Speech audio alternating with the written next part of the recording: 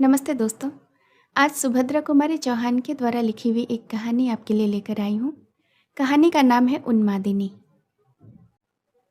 लोग मुझे उन्मादिनी कहते हैं। क्यों कहते हैं यह तो कहने वाले ही जाने, किंतु मैंने आज तक कोई ऐसा काम नहीं किया जिनमें उन्माद के लक्षण हो। मैं अपने सभी काम नियम पूर्वक करती हूँ। क्या एक भी दिन मैं उस समाधि पर फूल चढ़ाना भूली हूँ? क्या ऐसी कोई भी संध्या गई है जब मैंने वहां दीपक न जलाया हो? ऐसा कौन सा सवेरा हुआ है जब ओस से धुली हुई नई नई कलियों से मैंने उस समाधि को नहीं ढक दिया? फिर भी मैं उन्मादिनी हूँ। यदि अपने किसी आत्मीय के सच्चे और निस्वार्थ प्रेम को समझने और उसके मूल्य करने को ही उन्माद कहते हैं, तो ईश्वर ऐसा उन्माद सभी को दे। क्या कहा? वह मेरा कौन था? यह तो मैं नहीं कह सकती, पर कोई था अवश्य। ऐसा था, मेरे इतने निकट था कि आज वह समाधि में सोया है और मैं बावली की तरह उसके आसपास फेरा देती हूँ।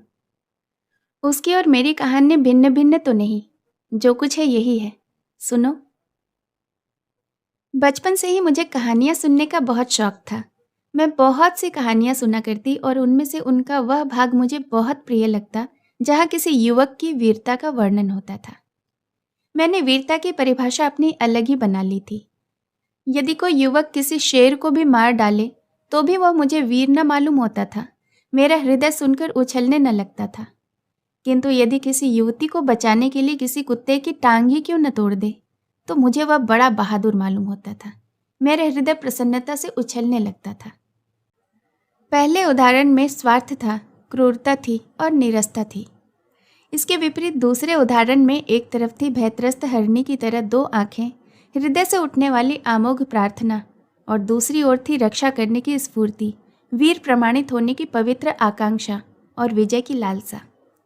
इन सबके ऊपर स्नेह का मधुर आवरण था जो इस चित्र को और भी सुंदर बना रहा था। कहानी प्रेम ने मेरे हृदय को एक काल्पनिक कहानी की नायिका बनने की आतुरता में उड़ना सिखला दिया था। जवानी आई और उसी के साथ मेरी कहानी की आशा भी। यूँ तो शीशे में अपना मुंह रोज ही देखा जाता है, परंतु आंखें कभी कभी केवल अपने आप को ही देखती रह जाती हैं। गहरे अंधेरे में बंद हृदय भी कदाचित अपना स्वरूप दर्पण में देखने के लिए मचलने लगता है, आंखों से लड़ जाता है और उसकी सौंदर्य समाधि को तोड़ देता है। मैंने सुना है एक समय ऐसा भी आता है जब कुरूप से कुरूप व्यक्ति भी अपने आप को सुंदर समझने लगता है। फिर मैं तो सुंदरी थी ही। बचपन में माँ मुझे प्यार से मेरी सोना, मेरा हीरा, मेरा चांद कहा करती थी। बड़ी होने पर एक दिन कलूटे कुंदन ने मुझसे लड़ाई में कह दिया कि हम तुम्हारी सरीखा गोरा गोरा मुंह कहाँ से लावें। बेचारा कुंदन क्या जाने, उसने इन शब्दों से कौन सा जादू फूंक दिया कि मैं फिर उससे कभी लड़ न सकी। इस बात के उत्तर में उसे पत्थर फेंक कर मार न सकी। हाँ, मैंने अंदर जाकर दर्पण के सामने खड़ी होकर कुंदन के मुंह से अपने मुंह की तुलना अवश्य की। मेरा मुंह सचमुच बहुत गोरा था, परंतु कुंदन कुंदन भी तो काला न था, सांवला था, और मुझे सांवले पुरुष ही अच्छे लगते थे। बचपन में अनेक बार राधा कृष्ण की कहानियां सुनते सुनते मैं भी अपने आप को राधा रानी समझने लगी थी। और कृष्ण कृष्ण बहुत तलाश करने के बाद भी सिवाय कुंदन के कोई और न मिलता। कुंदन बांसुरी भी बजाता था, कुंदन सांवला भी था। फिर भला मेरा कृष्ण सिवाय कुंदन के और कौन हो सकता था? युवती होने पर मेरे विवाह की चर्चा स्वाभाविक थी। मैंने सुन रखा था कि विवाह कुछ चक्कर लगाकर होता है और एक अपरिचित व्यक्ति उन्हीं कुछ चक्करों के बाद लड़की को अपने साथ लिवा ले जाता है। किंतु मुझे तो विवाह के चक्करों से वे चक्कर अधिक रुचते थे जो कभी कभी मैं कुंदन के लिए और प्रायः कुंदन मेरे लिए लगा जाता था। मैं चाहती तो यही थी कि मुझे अब और किसी के साथ चक्कर न लगाना पड़े। मैं तथा कुंदन ने मिलकर जितने चक्कर लगाए हैं हमारी जीवन यात्रा के लिए उतने ही पर्याप्त हैं। किंतु पिताजी तो चिट्ठी पत्री से कुछ और ही तय कर रहे थे। सुना है कि कोई इंग्लैंड से लौटे हुए इंजीनियर हैं, उनके साथ पिताजी मुझे जीवन भर के लिए बांध देना चाहते हैं। सोचा मुझे कौन सी इमारत खड़ी करवानी है या कौन सा पुल तैयार करवाना है जो पिताजी ने मेरे लिए इंजीनियर तलाश किया। मेरे जीवन के थोड़े से दिन तो कुंदन के साथ हंसते खेलते बीत जाते, किंतु वहाँ मेरी सुनता कौन था। परिणाम यह हुआ कि यहाँ इतने चक्कर लगाकर भी मेरे ऊपर कुंदन का कुछ अधिकार न हो पाया, और इंजीनियर साहब ने, जिनसे न मेरी कभी की जान थी न पहचान, मेरे साथ केवल 7 चक्कर लगाए और मैं उनकी हो गई। इधर मेरा विवाह हो रहा था और उधर कुंदन बीए की परीक्षा दे रहा था। सुना कि कुंदन परीक्षा भवन में ही बेहोश हो गया। आह, बेचारा एक ही साथ 2-2 परीक्षाओं में भी तो बैठा था। विवाह की आड़ में न जाने कितने मित्र और रिश्तेदारों की जमघट में मेरी उत्सुक आंखें सदा कुंदन को खोजती रहती, किंतु इन 3-4 दिनों में वह मुझे एक भी दिन न दिखा। विदा के दिन तो मेरे धैर्य का बांध ही टूट गया।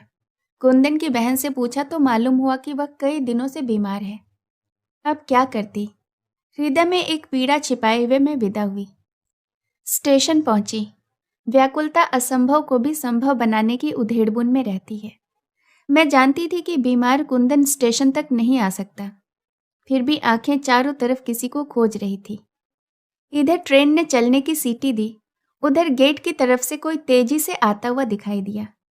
आंखों ने कहा कुंदन है, हृदय ने समर्थन दिया, किंतु मस्तिष्क ने विरोध किया। वह बीमार है, भला स्टेशन पर कैसे आएगा?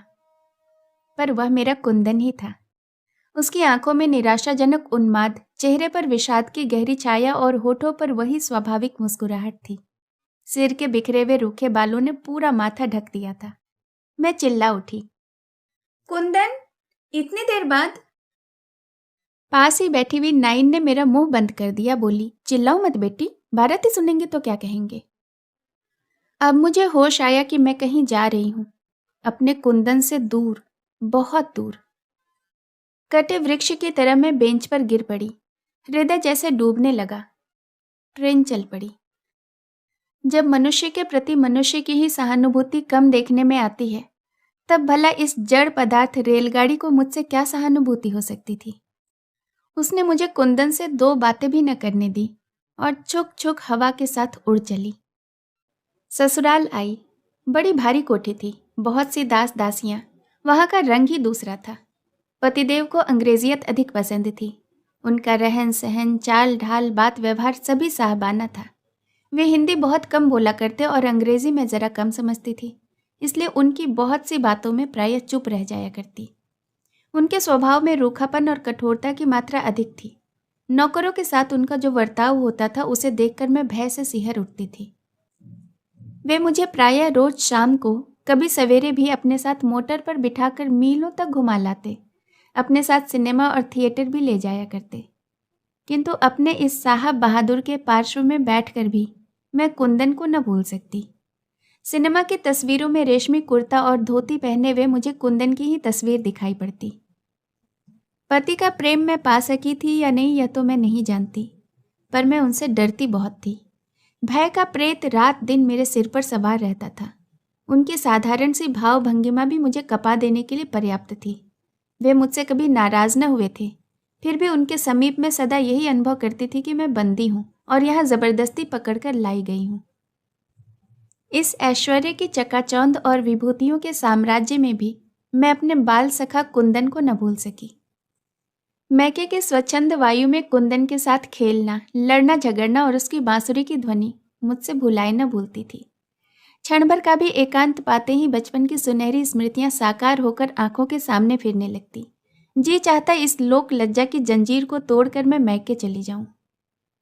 किंतु इसी बीच छोटे भाई के पत्र से मुझे मालूम हुआ कि कुंदन घर छोड़कर न जाने कहाँ चला गया है, उसका कहीं पता नहीं।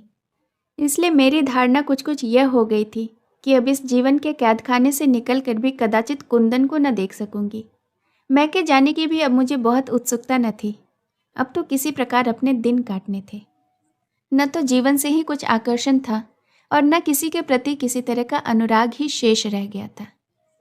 पर काठ की पुतली की तरह सास और पति की आज्ञाओं का पालन करती हुई नियम से खाती पीती थी, स्नान और श्रृंगार करती थी, और भी जो कुछ उनकी आज्ञा होती थी उनका पालन भी करती थी।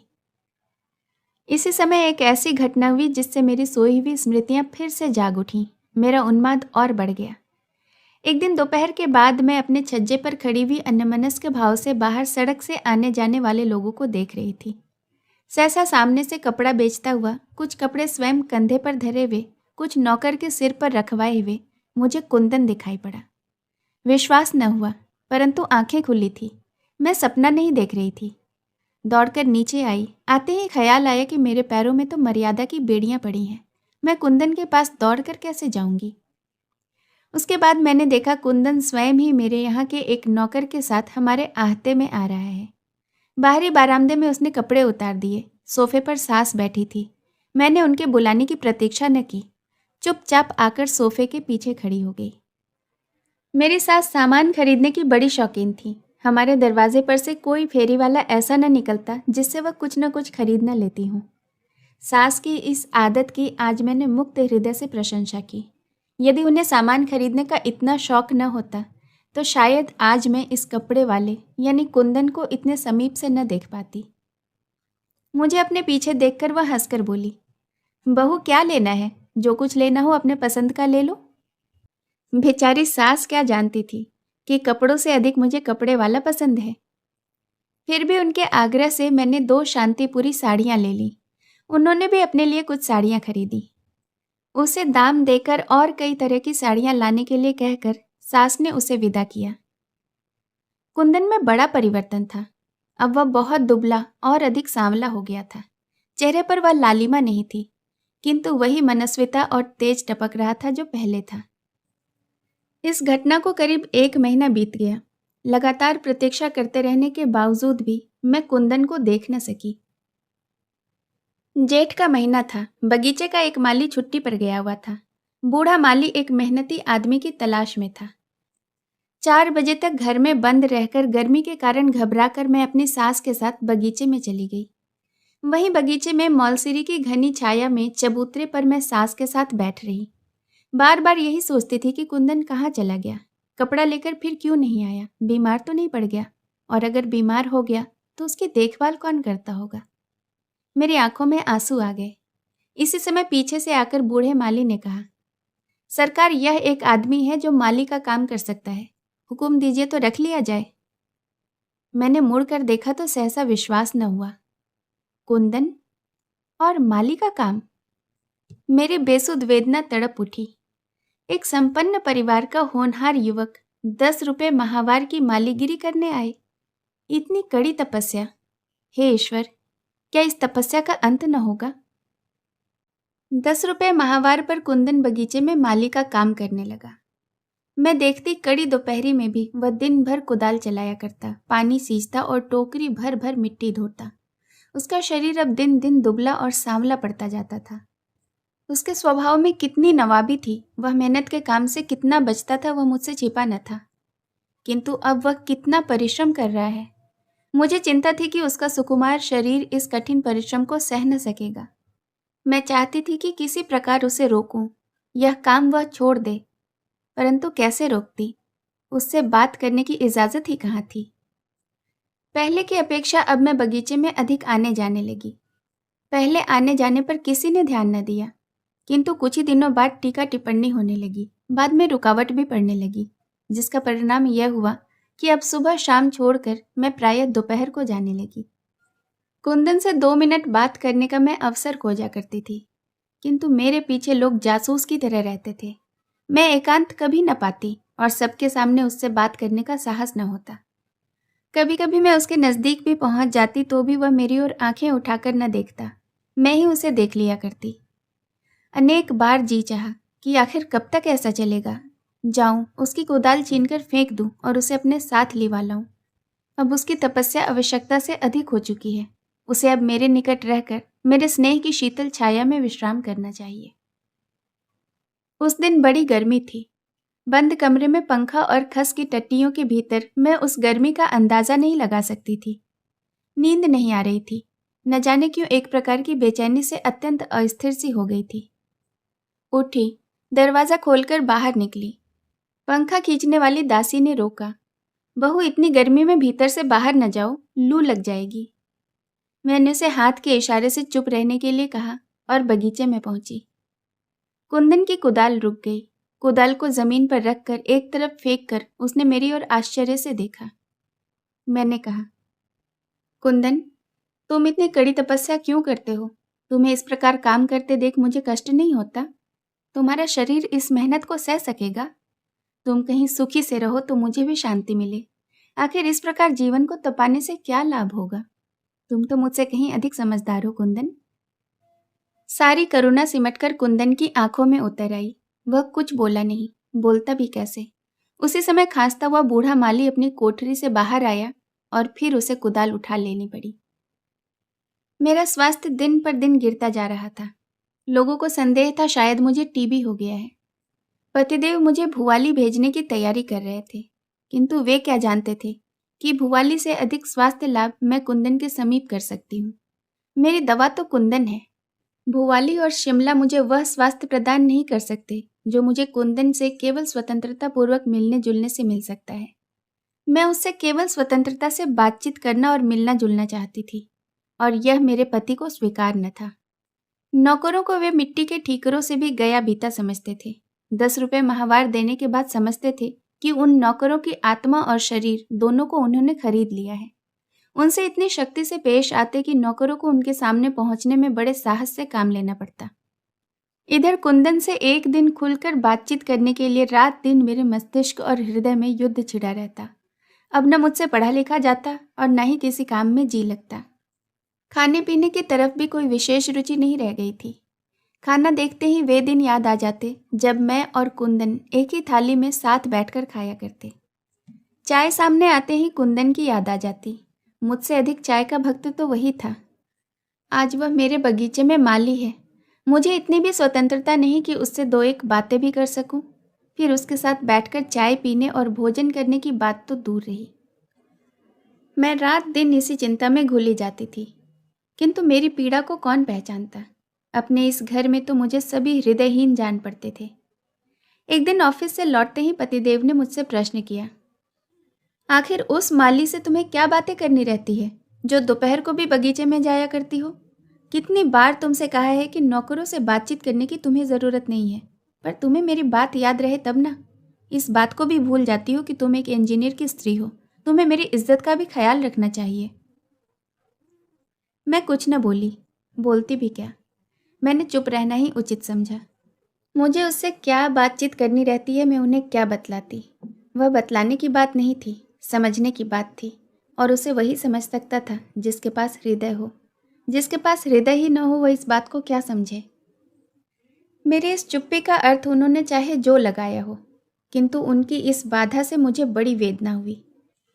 कुंदन से 2-4 मिनट बातें करके न तो मैं उनका कुछ बिगाड़ देती और न ही कुंदन को ही कुछ दे देती। फिर भी कुंदन से मिलने में उन्हें इतनी आपत्ति क्यों थी कौन जाने। चाहे जो भी हो, इस बाधा का परिणाम उल्टा ही हुआ।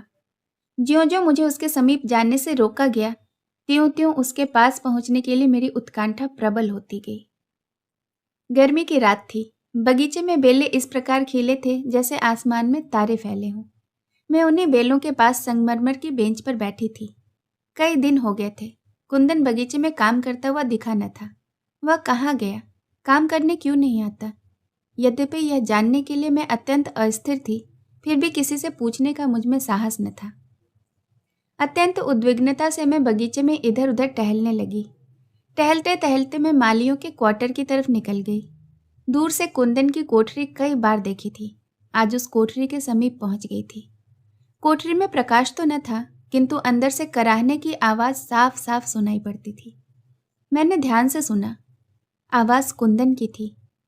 अब मैं बिल्कुल भूल गई कि मैं किसी इंजीनियर की स्त्री हूँ और कुंदन मेरा माली है। तेजी से कदम बढ़ाकर मैं कोठरी में पहुंच गई। बिजली का बटन दबाते ही कोठरी में प्रकाश फैल गया। कुंदन ने घबराकर आंखें खोल दी। मुझे देखते ही इस बीमारी में भी उसकी आंखें चमक उठी, और यह वही चमक थी जिसे उसकी आंखों में मैंने एक बार नहीं अनेकों बार देखी थी। मैं उसी की चारपाई पर उसके सिरहाने बैठ गई। तेज बुखार से उसका शरीर जल रहा था। मालूम हुआ कि कई दिनों से उसे बुखार आ रहा है। काम वह फिर भी बराबर करता है। इधर कई दिनों से वह बहुत आसक्त हो गया है। 2 दिनों से छाती और पसलियों में अधिक दर्द होने के कारण कोठरी से बाहर नहीं निकल सका। उसकी अवस्था चिंताजनक थी। कुछ देर तक खांसकर वह फिर बोला, हिना रानी, तुम आई तो हो, कोई तुम्हें कुछ कहेगा तो नहीं, पर अब आई ही हो तो अपने हाथ से एक गिलास पानी पिला दो, बड़ी देर से प्यासा हूँ। मैंने मटकी से एक गिलास भर पानी निकाला और उसे पिलाया, फिर वहीं बैठ गई। मैं उसके सिर पर हाथ फेरने लगी। रोकने पर भी मेरे आंखों से आंसुओं की झड़ी नहीं रुकी, चलती रही और गला रूंधा जा रहा था। प्रयत्न करने पर भी मैं कुंदन से एक शब्द न कह सकी। कुंदन ने अपने गरम गरम हाथों को नीचे झुकाकर मेरे पैरों को छू लिया और क्षीण स्वर में बोला, हिना रानी, घर जाओ। तुम्हें यहाँ कोई देख लेगा तो नाहक तुम पर कोई विपत्ति आ जाएगी। कहीं मेरा यह सुख भी न छिन जाए। तुम्हारे समीप इस हालत में रहकर भी मैं एक प्रकार का सुख पाता हूँ। ठीक इसी समय पतिदेव ने कोठरी में प्रवेश किया। उन्होंने आग्नेय नेत्रों से मेरी तरफ देखा, फिर कुछ बोले। क्या बोले मैं कुछ समझी नहीं। मैं उसी प्रकार कुंदन के सिर पर हाथ धरे बैठी रही। मेरी आत्मा ने कहा, मैंने कोई अपराध नहीं किया है। किसी बीमार की सेवा शुश्रूषा करना मनुष्य मात्र का धर्म है। फिर मृत्यु की घड़ियों को गिनते हुए उसकी नज़रों में से अपने एक आश्रित और अपनी आंखों में अपने एक बाल सखा को यदि मैंने एक घूंट पानी ही पिला दिया तो क्या कोई अपराध कर डाला? किंतु मैं उसी क्षण कोठरी छोड़ देने के लिए बाध्य कर दी गई। मैं ऊपर आई तो अवश्य, किंतु मेरी अवस्था पागलों की सी हो गई। रह रहकर कुंदन की रुग्ण मुखाकृति मेरे आंखों के सामने फिरने लगी। बार बार ऐसा मालूम होता कि कुंदन एक घूंट पानी के लिए चिल्ला रहा है। पतिदेव सोए थे, मैं भी एक तरफ पड़ी थी, पर मेरी आंखों में नींद कहाँ। उठी और छज्जे पर बेचैनी से टहलने लगी। बंगले के पास ही बिजली के खंभे के नीचे मैंने कुछ सफ़ेद सफ़ेद सा देखा। अज्ञात आशंका से मैं सिहर उठी। ध्यान से देखा, वह कुंदन था। कदाचित जीवन की अंतिम सांसें गिन रहा था। उस समय न तो कुल की मान प्रतिष्ठा का ध्यान रहा, न ही किसी के भय का, और न ही यह ध्यान रहा कि इतनी रात को लोग मुझे बाहर देखकर क्या कहेंगे। चौकीदार मेरी आज्ञा का उल्लंघन कैसे करता। फाटक खुलवाकर मैं बाहर निकल गई। पास पहुंचकर देखा कुंदन ही था। आह, वही अपने माता पिता का दुलारा कुंदन, अपने मित्रों का प्यारा कुंदन, जिसका कुम्हलाया हुआ मुंह देखकर कितने ही हृदय सहानुभूति से द्रवीभूत हो उठते थे, जिसके इंगित मात्र पर परिचालक वर्ग सेवा के लिए प्रस्तुत रहा करता था। आज वही कुंदन जीवन के अंतिम समय में अकेला और असहाय शून्य दृष्टि से आसमान की ओर देख रहा था। मुझे देखते ही जैसे उसमें कुछ शक्ति आ गई हो। वह क्षीण स्वर में बोल उठा, हिना रानी, अच्छा हुआ तुम आ गई। थोड़ा पानी पिला दो, मैं बहुत प्यासा हूँ। मैंने पानी के लिए चारों तरफ नज़र दौड़ाई। थोड़ी दूर पर नल तो था, पर बर्तन कोई न था जिससे मैं उसे पानी पिलाती। सोचा घर तक जाऊं, पर घर जाने का समय न था। नल पर से साड़ी का छोर भिगोकर लौटी, परंतु अब वह पानी मांगने वाला इस संसार में था ही कहाँ। बस मेरी या उसकी यही कहानी है।